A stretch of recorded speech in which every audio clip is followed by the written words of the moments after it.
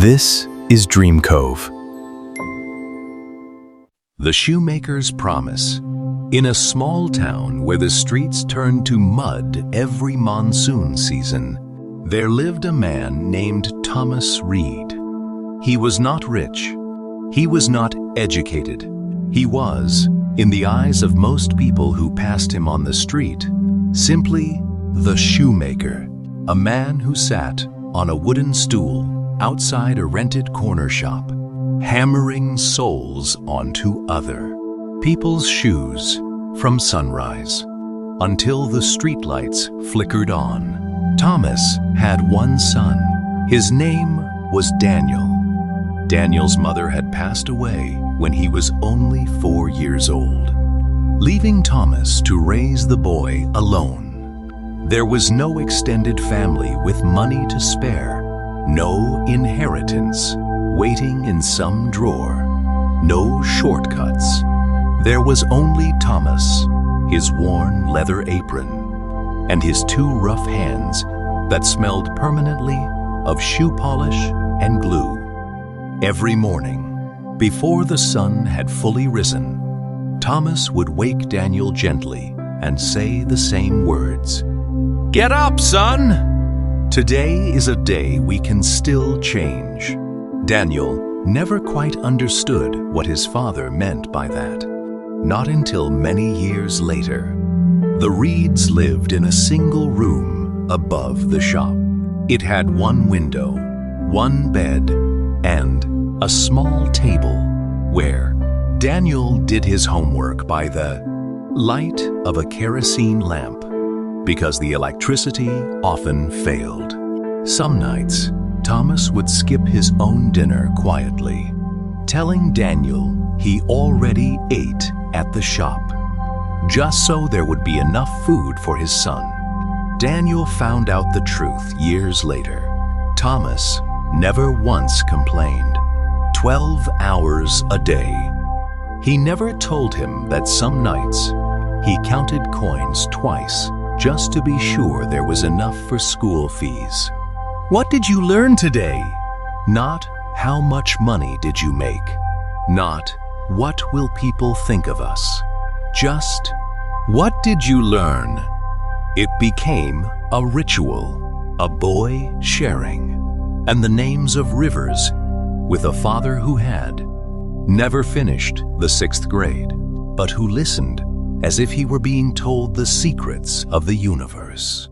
When Daniel was 12, a group of boys from a wealthier part of town began mocking him.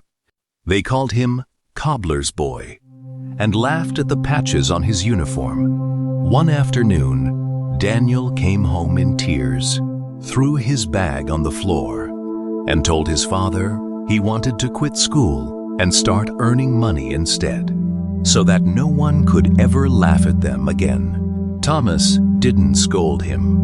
He put down the shoe he was repairing, wiped his hands on his apron, and sat across from his son. "Daniel," he said, "let them laugh. A laugh costs them nothing, and it will cost you nothing either unless you let it. But an education, once it is inside your head, cannot be mocked away. It cannot be taken by fire or flood or a bad year of business. It is the only inheritance I can give you that no one can ever repossess." Then he said something Daniel would repeat to his own children decades later. "I am not poor because of laziness, son. I am poor because I was never given a door to walk through. All I am asking is that you let me hold this door open for you, even if my arms shake while I do it." Daniel went back to school the next morning. The years that followed were not easy. There were seasons when the shop had almost no customers, and Thomas took on extra work repairing bicycle tires just to keep Daniel in school. There was a winter when Thomas sold his own wedding ring, the last thing he had of Daniel's mother, to pay for a set of second-hand textbooks He never told Daniel this either. Daniel found the pawn shop receipt folded inside an old Bible.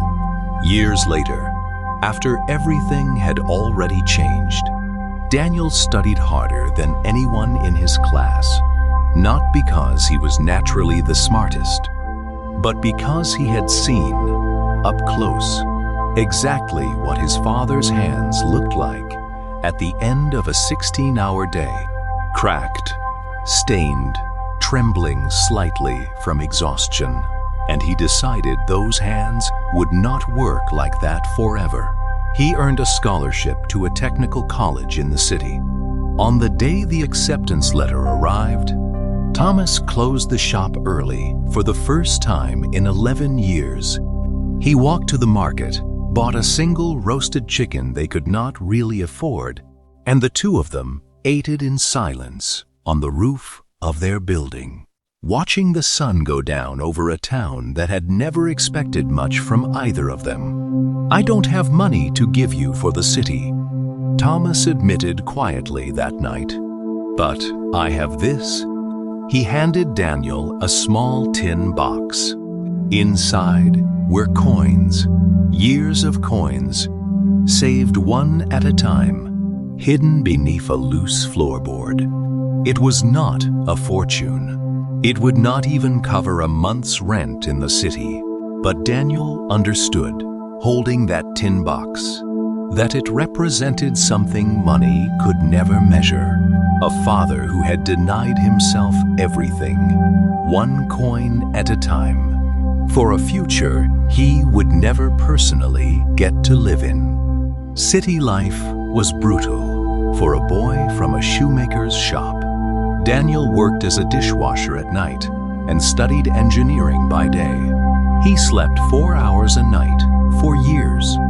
He wore the same 2 shirts on rotation until they were nearly transparent at the elbows. Whenever he wanted to quit, and there were nights he genuinely did, he would close his eyes and hear his father's voice. "Today is a day we can still change." He graduated at the top of his class. His first job was modest, but it was real and it was his.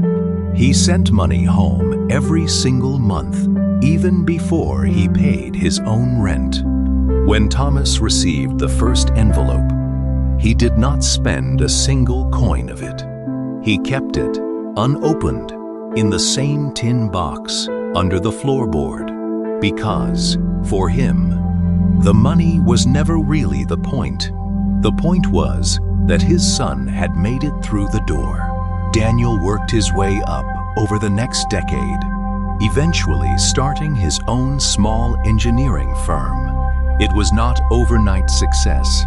It was 10 more years of failure, rejection, and stubborn refusal to quit. But slowly, the firm grew. Contracts came, then bigger contracts. Then, one day, a company that Daniel had built from nothing was hired to help redesign the very town he had grown up in. New roads, a new water system, a new school. He asked for one thing in the contract that no one expected: that the shop on the corner, the one with the wooden stool and the smell of leather and glue, be left standing exactly as it was. Today, Thomas Reed is in his 70s.